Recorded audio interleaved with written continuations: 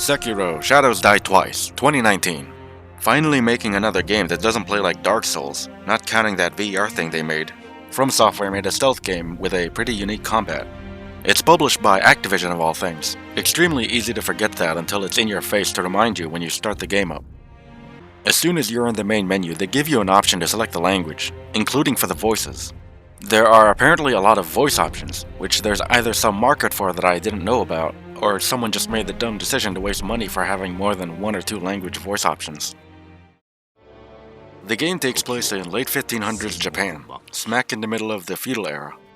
The plot is that a shinobi, Wolf, who has lost everything, namely his child lord and father, suddenly gets a letter, then gets out of his little depressive state to very shortly find his child lord still alive.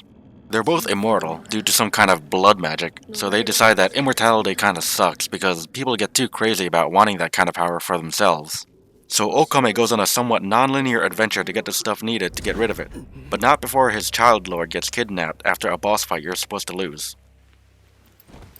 Only one or two people in the game actually call the protagonist Sekiro, as people either just call him Wolf or some other phrase.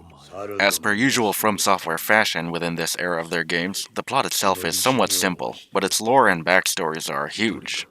They're the kind of stuff you have to learn about through a lot of in-game digging, namely from the item descriptions and doing specific tasks for NPCs, or reading and watching online stuff about, but that's not really as fun. There's a quest system of sorts, but if you're familiar with FromSoft games, they're generally confusing as fuck. Like, there are only so many hints the game gives you as to where a giant dead fucking fish would wash up at, or that it would even wash up anywhere at all. There are 4 endings to the game. 2 are extremely easy and the most common to get, with one of those 2 giving you a unique final boss at the cost of ending the game prematurely, locking you out of a new map and even more bosses for the current playthrough. The other 2 get a little too specific, like how the fuck would you know that you could do the eavesdrop mechanic within this or that specific location, or that anything new or actually relevant would come out of the same person if you happen to keep getting trivial dialogue. On my first playthrough, I actually got the ending that ends the game too early, so at the time I didn't even know there were more maps and bosses to fight simply because I chose a particular dialogue choice. If you're familiar with popular FromSoft games, even the really old ones, then you'll know that those games have a reputation for being difficult, and this isn't much of an exception. You have extremely low health, and even when you increase it, the enemy's damage will eventually catch up as you progress the game. You get some resurrect uses that can be recovered sort of, but if you die and become unable to, you lose half your money and skill point experience earned. There's a low chance you don't lose anything upon death thanks to a little luck mechanic, but it's too unreliable to count on. Because it can be so easy to lose your earnings, it does at least incentivize actually making use of your money as much as possible instead of just hoarding it. Then again, you can exploit the system by just easily pausing and quitting out of the game during a losing boss fight, respawning you safely outside of the boss arena with no loss as soon as you reload the file. Outside of bosses, you can just retreat to a safe area to recover a resurrect use. Aside from the generally difficult specific enemies, it often looks like they put you in situations where multiple enemies could attack at once, when the combat mechanics are clearly not designed for fighting more than one. There's a seemingly scary mechanic that takes place if you die a lot, which is the Dragon Rot mechanic. Dragon Rot is a disease that can affect almost every NPC in the game if you die enough times. It's scary in the sense that it looks like it could kill the NPCs if you leave them alone long enough or die enough times, but all it does is prevent them from giving out certain dialogue and makes you have a lower chance of not losing anything upon death, which is unreliable anyway. It can't actually kill any of the NPCs, and it's very easily curable, as the item required to cure it is extremely cheap from merchants, and while it looks like the merchants only keep a limited stock of the items, they actually restock after a little traveling. It's like they were too afraid of making the game too punishing, but decided to keep this mechanic in, probably for lore reasons. If the intention was to scare people who are unaware of what it can or can't do, then good job I guess, but it's still a shitty mechanic overall. The adventure part of the game is alright. The environments look pretty and are often atmospheric, but it's typically a little hard to appreciate the locale you run around in with how fast Wolf is and how intense the general gameplay can get. As per From Software fashion with adventures, it can be pretty tough to figure out where to go next, and even worse if you happen to think you've explored everything when you actually haven't, making you neglect to check certain places again. Despite what some people may say, there is such a thing as going the wrong way. Though unlikely, you might end up like me and go to a completely optional place that's only relevant after doing some extremely specific things. And that you may not even have certain items or abilities to even reach the end of said location. But you don't actually know all that because there's no hint that says anything about it until you've actually progressed the correct routes far enough. So you get stuck here for an hour thinking the solution is just hidden somewhere nearby. The time of day changes depending on how many main bosses you've beaten, with the gameplay side effect of spawning additional enemies throughout most of the main areas in the form of ghosts. The first half dozen bosses in the game can be beaten in different orders, so it does make replaying the game a little more appealing in that regard. Wolf being a shinobi, you obviously will have various ninja tools at your disposal, namely in the form of your prosthetic left arm. It's very often easy to forget they exist with how viable all your default options are. Some are very situational, but are extremely useful within said situations. If an enemy jumps a lot, you use shurikens at the right time to deal critical damage. If they have poor fitting armor, you use the spear's pull attack to remove it. If there are too many animals, you use the finger whistle to get them to attack each other. The more general combat-centric tools just need you to find the right times to use them within the fights to deal extra damage or give yourself some breathing room. The stealth is alright, if just really basic to me. Hide within flora, behind walls, cover, on top of rooftops, then do a stealth death blow at the right time, or just sneak by them. You've got some neat tools for stealth to help you with distracting and luring, but like the other ninja tools, they can be real easy to forget they exist. I consider this stealth to be mainly basic because of how retarded the AI actually is when it comes to detecting you. Like, I can clearly see them standing there, but they have to take 10 seconds to get suspicious that something might be 30 feet in front of them. You don't see that moving sword at the ledge there moving close to you?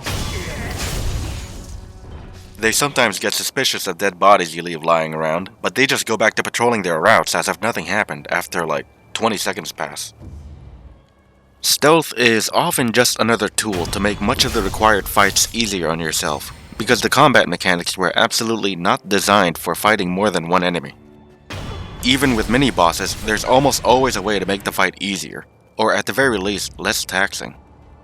This even includes the first ogre fight. Very rarely is there a situation where you're actually forced into a fight at all. In fact, you can run or sneak past about 75% of the enemies in the entire game if you're lucky enough, or know where you're going with how agile Sekiro himself is. If it looks like they're going to make you fight multiple enemies at once, there's always an intended method to picking them off one by one, sneaking by them, or running past them, all the way to the very end of the game.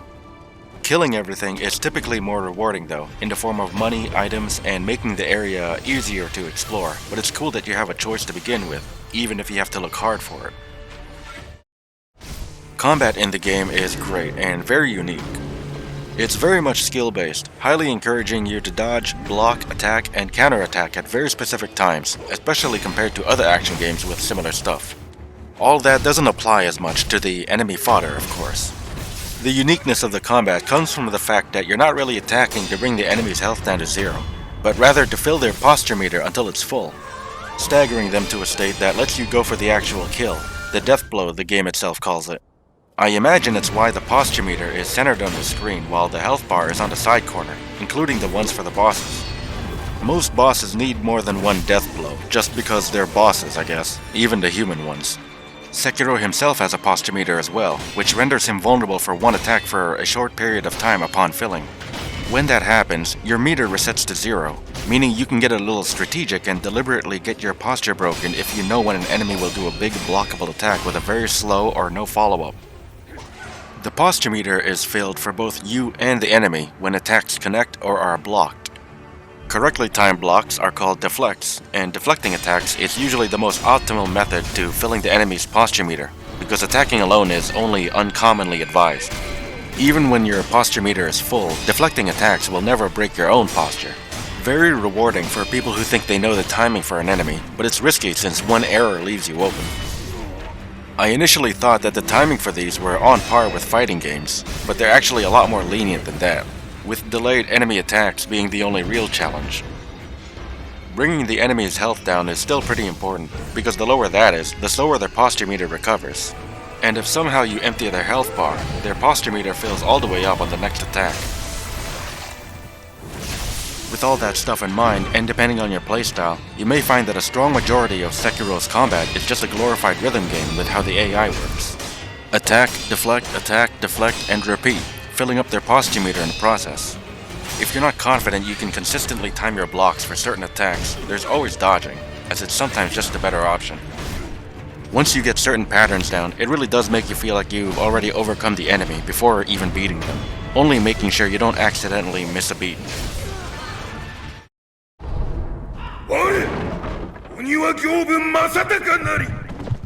The bosses in the game are all great in some way, including the shittier ones and the mini-bosses. Even if some of them suddenly seem impossible, there's always some intended and fair method to beating them and avoiding their attacks. They're all perhaps the highlight of the game as a whole, really testing your ability to properly time attacks, deflects, and dodges. No attack or combo of theirs starts off without a relatively long telegraph either, and this actually applies to all the enemies in the game. The extremely gimmicky folding screen monkeys fight is great, just for the concept that it's not a traditional boss fight. With my only problem being that they didn't fully dedicate themselves into making it be a full-blown stealth puzzle boss, seeing as how you can beat it through sheer brainless luck. The optional demon boss is great in that it's not a boss they want you to beat via the posture meter like every other enemy in the game, even though you totally could do that anyway, but rather is a boss whose health you're supposed to bring down like in any other game. Unusual for a FromSoft game, Sekiro allows you to fight defeated story bosses again at any time you want after you beat them, so long as it's within the same save file, including the alternate ending bosses.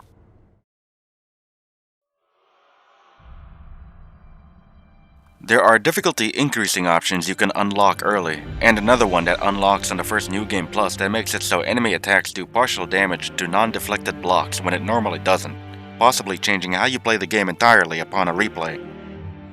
I've played this game 4 times for the 4 endings, and have acquired all the achievements for it. There's only a grind for the achievements if you're no longer having fun with the game, since they can all be acquired semi-naturally as you go for the 4 endings. Lucky for me, the game never got boring thanks to its core gameplay just being outright fun and engaging. I'm only discouraged to replay it a 5th time because FromSoft was never good at balancing difficulty past a certain New Game Plus number, and I didn't want to start a new playthrough without most of my cool upgrades. FromSoft has a nasty habit of reusing concepts and assets from past games, which in Sekiro's case mainly come from the Dark Souls games. Every time I hear a certain slash sound effect, my immediate reaction is that I or the enemy just died because that's the sound effect for something dying in the Dark Souls games. I can see that they just reused the special effects from the Black Flame and Storm Ruler Greatsword in Dark Souls 3. You get a main hub near the start of the game. Instead of bonfires, it's sculptor's idols. Instead of Estus flasks, it's the healing gourd. Instead of acquiring boss souls, you acquire a memory of them. You experience heavy loss upon your 2nd consecutive death. They've been reusing some of the same player death animations since, I think, Demon Souls. They reused the concept of enemies with red eyes, but at least they gave it a lore reason here. Electricity is once again an element of the gods, but that may just be a Japanese lore thing in general. The protagonist is very short in length compared to a lot of enemies and NPCs like in Bloodborne and Dark Souls 3, which makes sense for the more notable characters and bosses to make them more imposing, but extremely jarring for the far less notable ones, like the basic enemies. There are poison swamps. The Game of the Year part of Sekiro adds some new minor features. A message system that's almost exactly like the Dark Souls message system, some boss rushes, and cosmetic skins for beating the game once and most of the boss rushes each. I think 80% of everyone apparently don't know how to actually use the message system, even as a way to fuck with other players, I want to assume. All the final bosses within each boss rush are upgraded versions of certain story bosses, and most reward you with an attack boost upon completion per playthrough too, so this little feature could be more major than minor. Sekiro's a nice fucking game.